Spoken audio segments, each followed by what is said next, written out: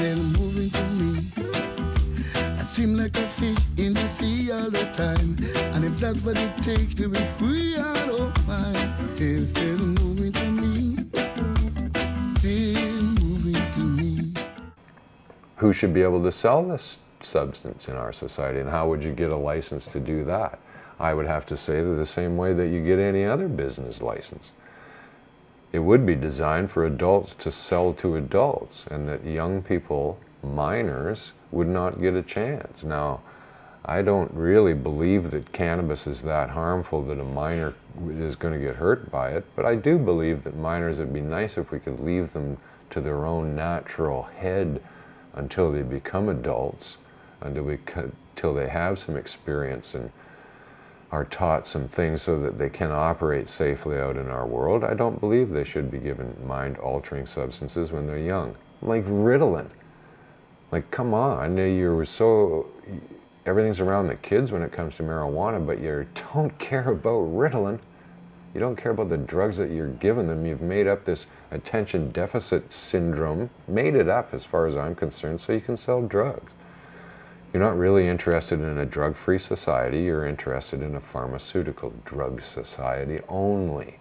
And that you use cannabis and you use the 4 other drugs that are illegal on this planet to make tons of money off it.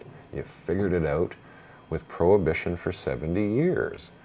Now, if somebody's going to import stuff from another country, then they should have the same regulations of any other food stuff that's imported from that same country or one similar to it. There doesn't need to be anything extra.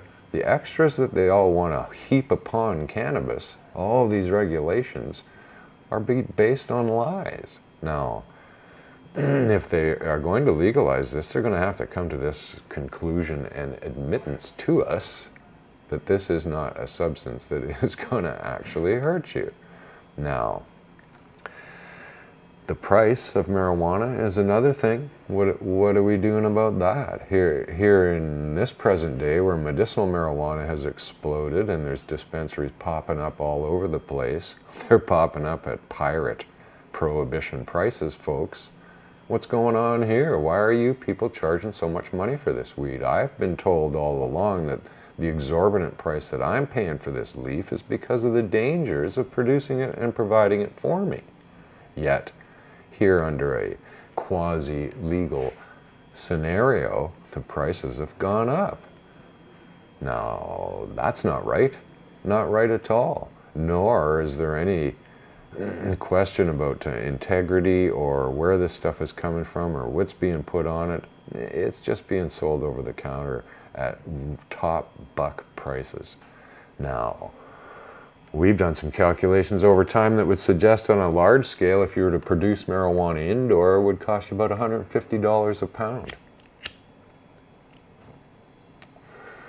Dispensaries, man, they're getting $3,000 a pound and way more as you go into places like California and in the United States. Like, come on. It costs $150 a pound to produce it. It doesn't cost much more even on a smaller scale, except if you want to grow weed in your house, you want to dedicate your basement to growing weed and selling it, then you tend to want to have the price of your rent included in, you want to be able to pay for your whole life based on that tiny little crop. So people keep the prices high because of that too, but on a larger scale, you don't need to do that. But it's still not coming down in price. Now, in a legal world, if marijuana is legalized in the United States, 2 seconds later it'll be legalized in every other country in the world because it's the United States at the moment who holds the gun to the head of every other nation to go along with their prohibition and drug war.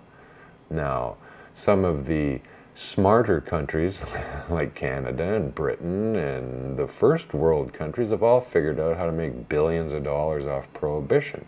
And those people who are receiving the billions of dollars are quite reluctant to let go of that money. They also have guns and they've got it to the head of our government. Now, when it gets legalized, it's going to be legalized in every other country too. So there's no reason why we can't be growing our weed in Africa. Why can't it be done in Mexico or Colombia or Thailand? The places where it really grows the best. You cannot grow better weed indoor anywhere on this planet than you can grow it in the place that it comes from. Now, the people who grow it there and have grown it there all these years don't necessarily take the care that we would indoor.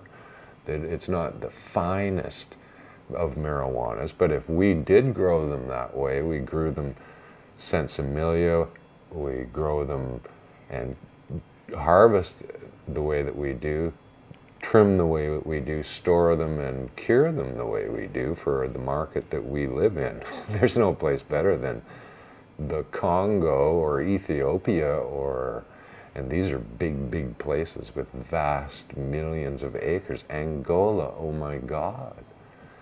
All of Africa. It's crazy how much weed you could grow there, better than anybody can grow it indoor.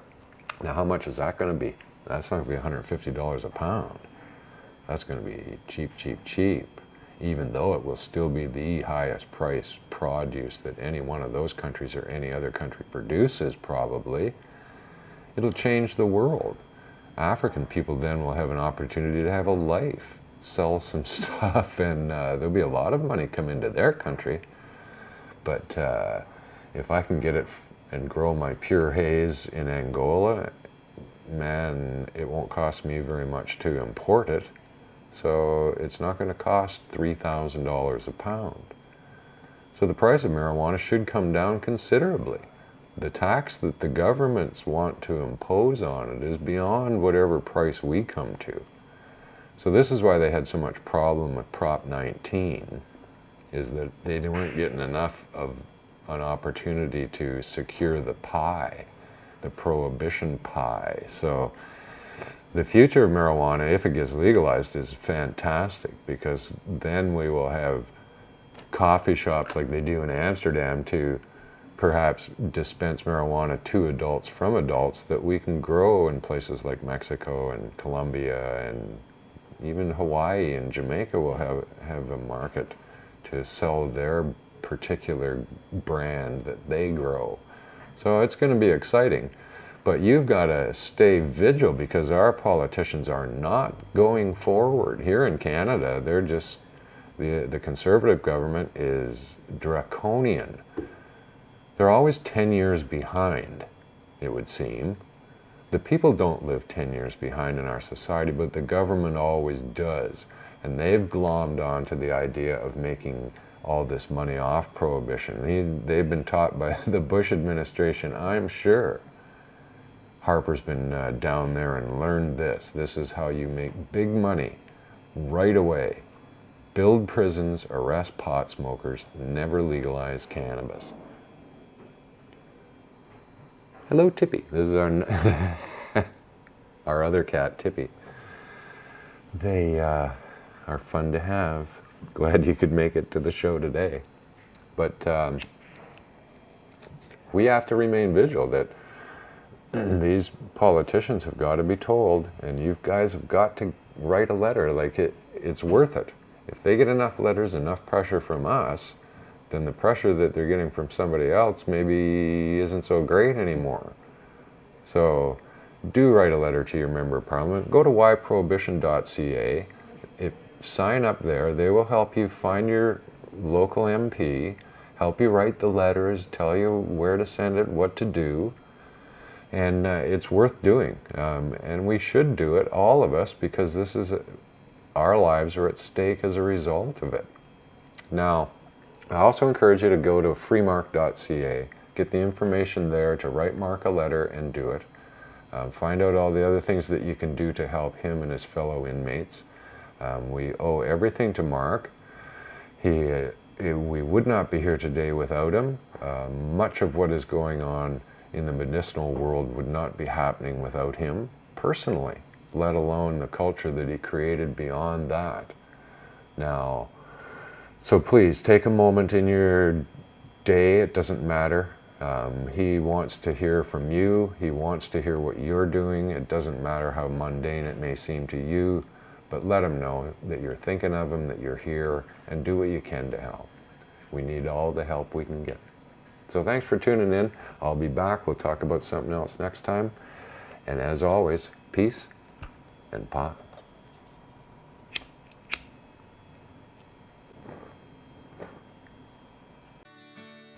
The Vancouver Seed Bank and the Always Growing Green Society present An Intimate Evening with Chong and Chong, a fundraiser for Dana Larson BCMP Leadership Campaign. There'll be a screening of the film AKA Tommy Chong, performance by Tommy and his wife Shelby. It's at the Rio Theatre, 1660 East Broadway, Monday, March 7th, 7 p.m.